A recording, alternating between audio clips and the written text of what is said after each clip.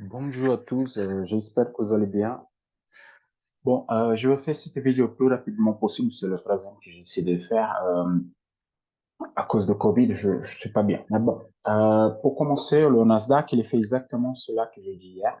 Je veux revenir sur 15 minutes pour vous montrer qu'est-ce que j'avais prévu. C'est là qu'ils ont vu le vidéo. C'était exactement ça. Ouverture de marché, on a eu cette gap. Ok. Ici, c'est en zone de gap. Et moi, j'ai dit, à partir du moment qu'il travaille le range, si la ouverture, il comble le gap, il est fait en sortie par là-haut, je prends mon buy. C'était exactement ça qui s'était fait. Il est venu ici, il a comblé le gap, et le gap, il est là. Le gap, il est ici, il était là. Il est venu, il a comblé le gap exactement, et après, il est reparti à la hausse. Jusqu'à là, parfaitement, c'était le trade d'hier. Ça a super bien passé. Je vais sur l'analyse de base juste pour vous montrer le trade d'hier. Euh, Problème maintenant, c'est qu'on a deux choses. Un Fibonacci validé, ok, j'ai pris à la correction, là, le plus bas, hop, cassé le 23. Fibonacci validé. Par contre, maintenant, on a deux options. Et moi, je m'ai fait piéger par mon propre robot aujourd'hui parce que je n'ai pas respecté les critères. C'est pour ça qu'il faut respecter. C'est quoi? Ici, vous avez le nuage qui a une forte résistance. Vraiment, ça, c'est une forte résistance. Donc, on a deux probabilités.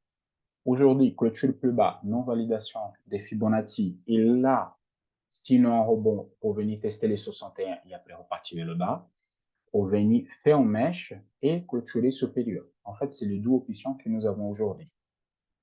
Pourquoi je dis ça? Parce que, on enlève tout ça.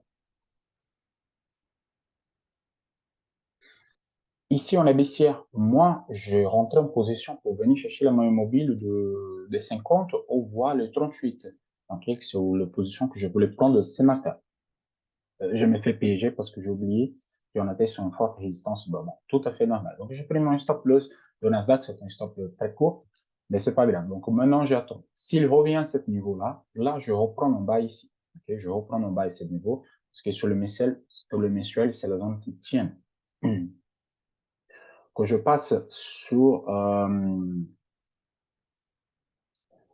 la technique, en fait, là, ça c'était les bons pour montrer. Exactement ici, là, le trade était sécurisé, mais bon, je me fais piéger pour mon propre robot à ce niveau-là, parce que je n'ai pas respecté les règles. C'est quoi les règles?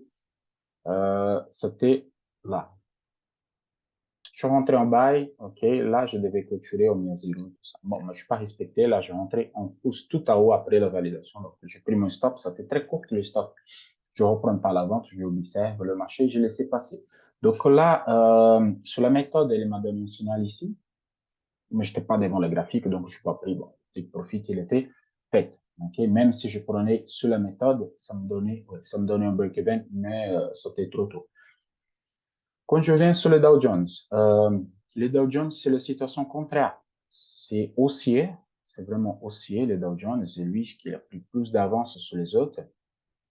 Et pour le Nasdaq, je voulais faire la même chose, c'est moins de 50 okay, de Fibonacci. Mais vous avez vu que moi, je rentrais à la vente. Pourquoi? Il existe un gap ici à ce niveau-là. Okay? Il existe cette gap. Donc, je vais vous montrer.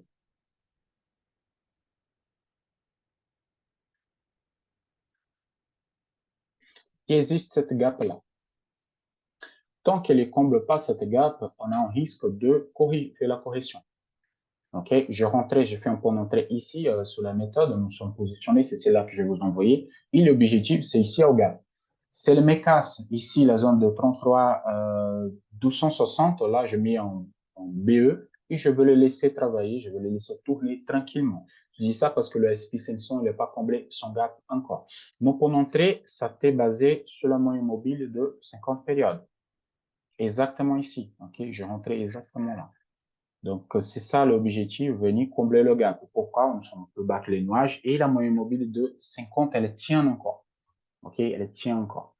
Par contre, si l'ouverture de marché, il y a un retour au repasse de la moyenne des 50, c'est sûr qu'elle va venir tester le nuage. Donc là, notre stop loss elle est plus haut. On va laisser le marché travailler. On va voir qu'est-ce que ça donne. Ça reste encore 1 heure et demie pour la fermeture de bougie de 4 heures. On va observer tranquillement. Tranquillement, on va observer. On va attendre. Pourquoi? justement parce que sur la méthode aussi, il m'a donné un signal. Donc, j'ai eu la casse, donc je fais 2 fois déjà le pullback, mais je ne casse pas vers là-haut. Donc, ça veut dire que on est encore dans le trade. On est encore dans le trade et on va attendre tranquillement, tranquillement, qu'est-ce qui se passe. OK? Le dernier, c'est le DAX. Le DAX en journalier. Le DAX, il a fait exactement cela que je voulais qu'il fasse. OK? Il est venu, la tendance, elle est forte aussi. Par contre, le point de buy, c'était ici en swing. On a pris cette point de buy là. On a pris un buy, on a fait un bel trade sur le DAX. OK? Je fais le bel trade sur le DAX, le Dow Jones EOS 30 le dernier jour. Donc, pourquoi? C'est ça les niveaux. Donc, possiblement aujourd'hui, il faut venir tester le 13 900 à 13 990. Pourquoi? Parce qu'en fait, c'est le complément de gap des indices américains. Donc, vraiment, il y a cette gap, il faut les combler. Donc, c'est pour ça que je suis à l'avant. Si le DAX il vient tester ce niveau-là, ou un petit peu plus bas, je vais rentrer en buy pour prendre la position la plus haute. Ce matin, j'ai pris en position. Attends, je vais voir juste ici. Alors, sur la méthode, pas de signal encore. On a, s'il me casse là, sur la méthode, ça veut dire qu'il va venir tester à ce niveau. On a eu juste à la rentrée de la journée, bien à l'ouverture, les signaux étaient donnés. Il a pris un objectif, il a pris 12 objectifs. Et là, on attend de vraiment encore un casse sur M15 valable pour prendre l'avant. Surtout qu'il y a eu la OPR ici. Okay, il y a eu la OPR. Donc, on reste observateur sur le marché. On va voir qu'est-ce que ça me donne. Le bot, il m'a donné un signal sur le Dow Jones, okay, mais c'est le signal qui, moi, je n'avais pas trop la confiance, donc je ne suis pas pris. Voilà, mais il m'a donné un signal ici. Et là, bon, si on a rentré sur le signal, on avait clôturé déjà. Mais là, vraiment, j'attends qu'il casse le 12, les 33 260 environ pour vraiment placé en BE, notre position, il est laissé tourner peut-être pas un objectif ou deux objectifs parce que l'objectif n'était pas tant. Okay? Donc, tranquillement, on va attendre l'ouverture des marchés, on va voir les résultats des entreprises des US et on va attendre le comblement de gap. Donc, c'est tout. Pour aujourd'hui, le trade est super simple. Okay? On reste observateur sur les marchés pour l'instant. Excellente journée de trading à tous et à la prochaine. Ciao, ciao.